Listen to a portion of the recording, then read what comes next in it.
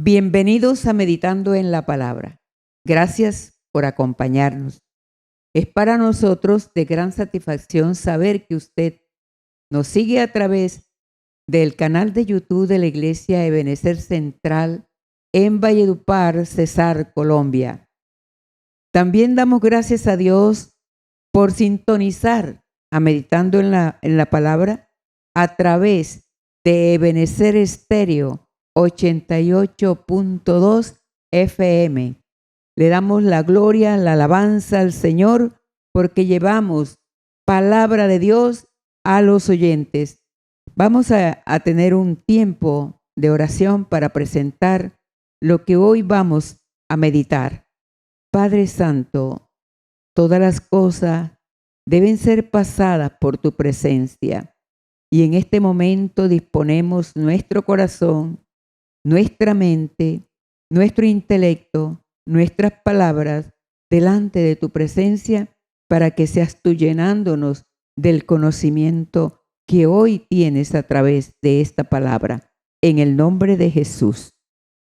El tema que vamos a compartir en esta mañana son las amenazas contra Pedro y Juan, que están relatadas en Hechos 4 del 21 al 37, pero vamos a mirar el contexto para enfocarnos desde dónde viene este problema, porque estamos tratando el libro de Hechos. Vamos al versículo 10. Dice: sea notorio a todos vosotros y a todo el pueblo de Israel que en el nombre de Jesucristo de Nazaret, a quien vosotros crucificasteis y a quien Dios resucitó de los muertos, por él, este hombre está en vuestra presencia sano. Como podemos ver en este versículo, expone dos motivos contundentes por qué las amenazas contra Pedro y contra Juan. Por predicar que hay resurrección, porque él les recordó que ellos habían matado al Señor Jesús, pero que Dios lo había levantado de entre los muertos a través de la resurrección. Eso para ellos no era aceptable. Ellos negaban la resurrección. Y además habían sanado a un hombre cojo y estaba a la puerta de la hermosa, y ellos nada más le dijeron: míranos, no tenemos plata ni oro, pero en el nombre de Jesús, levántate. Eso para ellos también fue ofensa, porque tenían que curar y sanar en el nombre de Jesús. Les prohibieron predicar, les prohibieron el nombre de Jesús. Y en el versículo 18 dice: les prohíben hablar en el nombre de Jesús, y llamándolos, les intimaron que en ninguna manera hablasen ni enseñasen en el nombre de Jesús. En el versículo 19, mas Pedro y Juan respondieron diciéndole: juzgad si es justo delante de Dios obedecer a vosotros antes que a Dios. Hombres de palabra, hombres dispuestos, hombres firmes en lo que habían creído. Ellos no iban a obedecer a los hombres antes que a Dios. Mire cómo le dijeron: juzgad si es justo delante de Dios obedecer a vosotros antes que a Dios. Ellos estaban decididos en seguir hablando de Jesús, porque decían: no podemos dejar de decir lo que hemos visto y oído. Ellos debían entonces responder a lo que habían oído a través de la misma boca del Señor Jesús, porque ellos andaban con él. Y ellos a nada les intimidaba. Así podían amenazarlos como quisieran, pero ellos seguían adelante.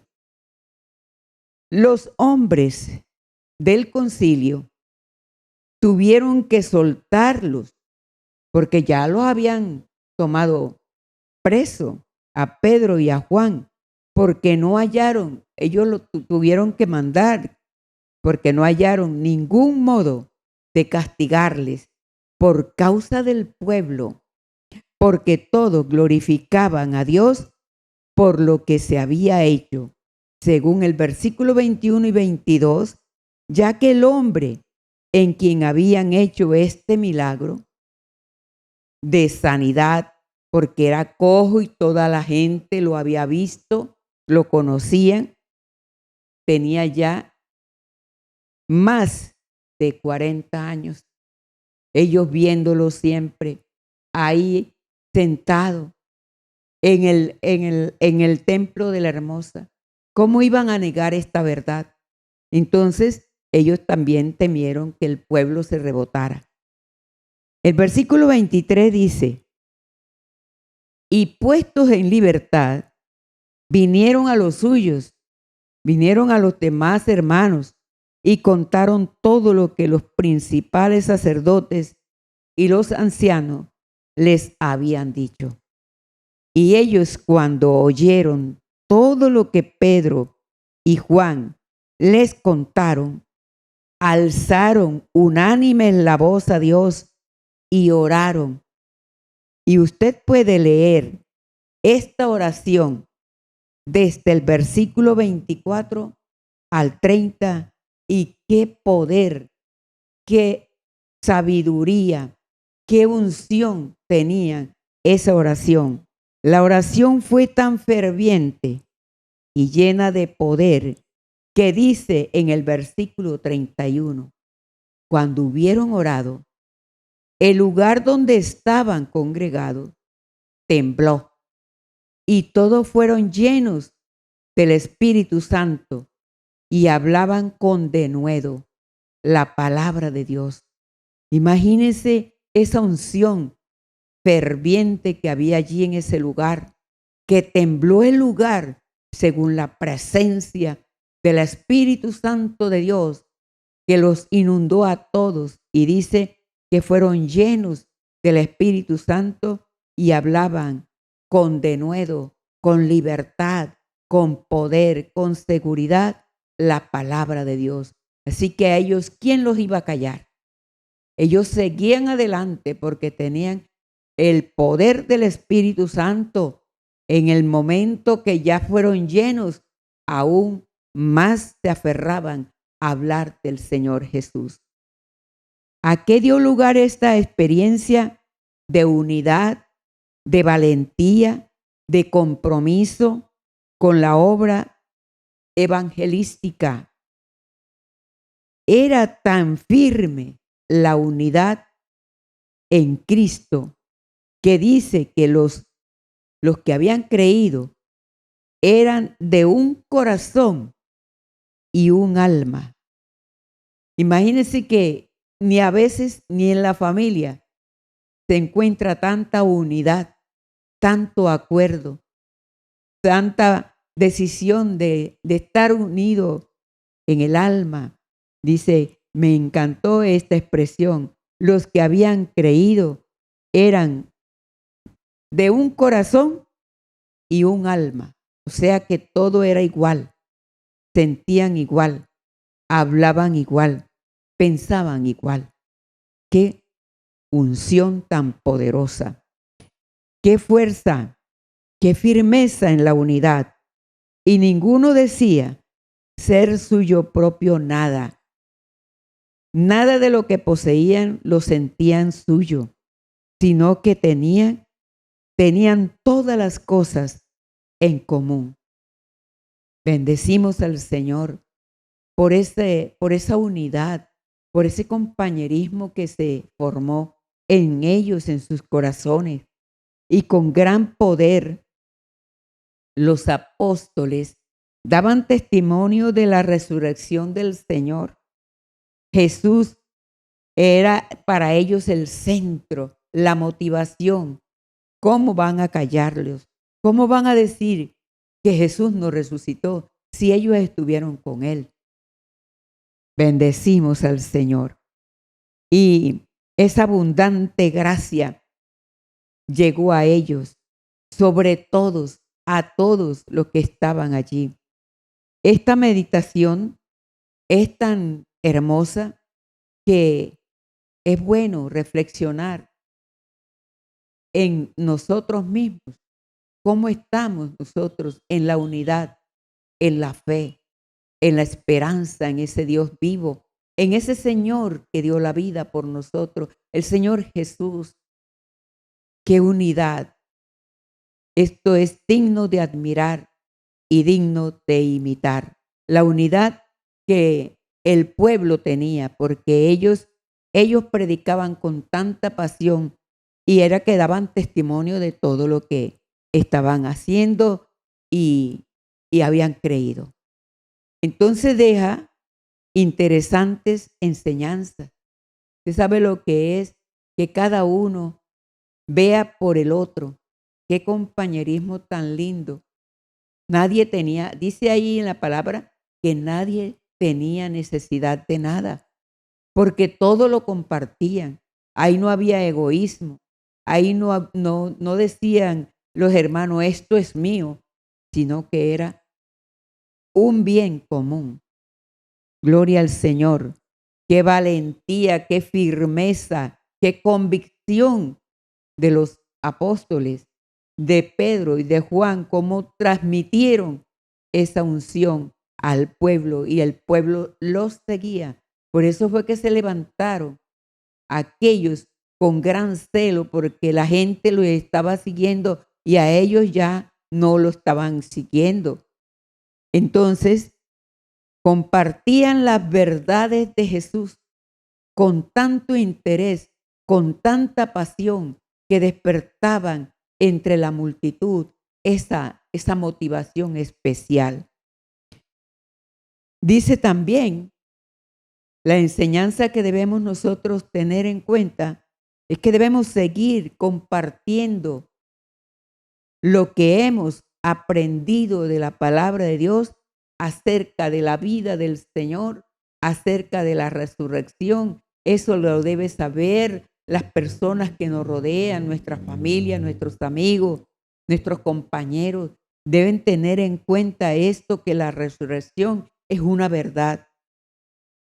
Y vivir la unidad del Espíritu Santo del pueblo cristiano.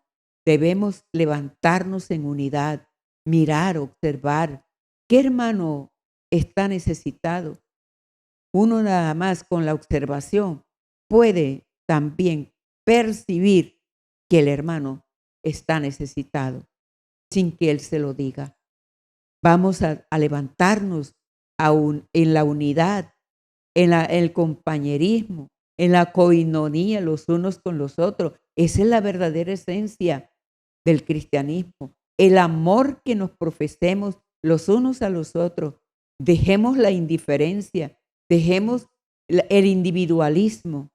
Entonces todas estas cosas nos sirven hoy para aprender grandes enseñanzas que nos han dejado Pedro, Juan, los apóstoles y la iglesia primitiva. En el nombre de Jesús, que Dios nos ayude a practicar estos grandes y sanos principios.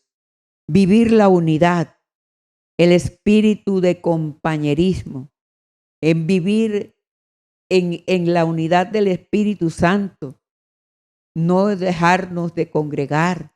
Todo eso trae unidad. Cuando nosotros saludamos a nuestros hermanos, que nos demos un abrazo, eso es compañerismo, eso es sentir la amistad verdadera, eso es estar unidos. Tener compañerismo y compartir con los otros las bendiciones que Dios nos da, eso es un gran principio de cristianismo. Bendecimos al Señor por estos sanos principios que hemos aprendido, por esta enseñanza en meditando en la palabra. No importa la circunstancia ni las amenazas, estemos unidos en Cristo Jesús. Bendecimos al Señor por su santa palabra, porque nos enseña cada vez cómo es la vida del cristiano. Vamos a orar y vamos a darle gracias a Dios por lo que hoy hemos meditado en la palabra. Padre Santo, gracias. Gracias por tu palabra que hoy nos ha enseñado estos sabios principios y este compañerismo que se vivió, porque eso atrae a la salvación para las almas. Gracias, Señor, por bendecirnos.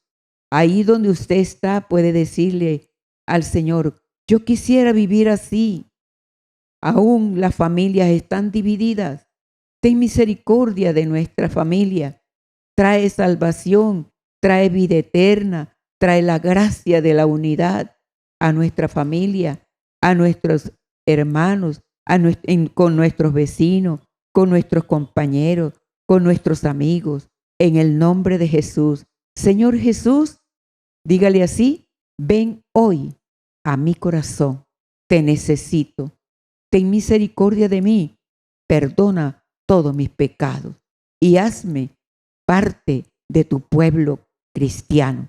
En el nombre de Jesús, amén y amén. Dios les continúe bendiciendo.